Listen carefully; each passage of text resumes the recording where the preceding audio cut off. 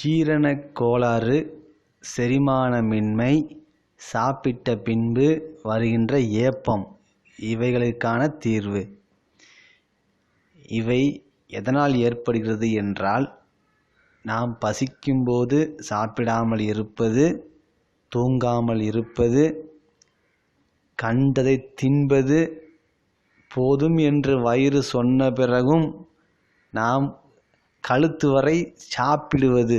அதாவது போதும் போதும் என்று வயிறு சொல்லிக்கொண்டே இருக்கும், மனது சொல்லிக்கொண்டே இருக்கும்.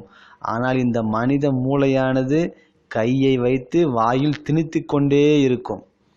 இதனால் ஏற்படக்கூடிய நோய்கள்தான் அஜீரணக் கோளாறு, ஏப்பம், புளிச்ச ஏப்பம், வயிறு திம்மென்று இருத்தல், எப்பொழுதும் உடல் பாரமாக இருத்தல்.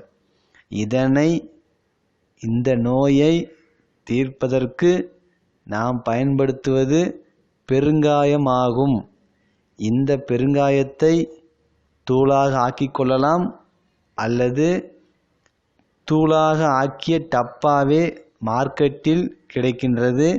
இந்த பெருங்காயத்தூளை மதியம் உணவு உண்ணும்போது சாம்பார், ரசம், கூட்டு, பொரியல் ஏதாவது ஒன்றில் நன்றாக மூக்குப்பொடி அளவு எடுத்து தூவி கிளறிவிட்டு சாப்பிட வேண்டும்.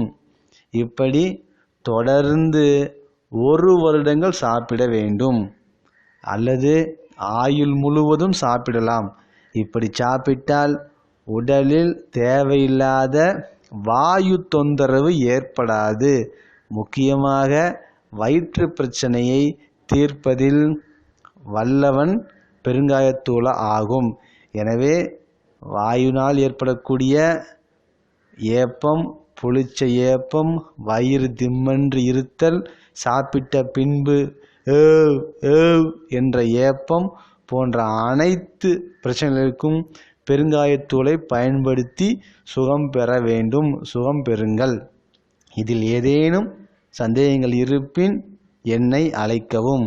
செந்தில்குமார், சென்னை 9840810382.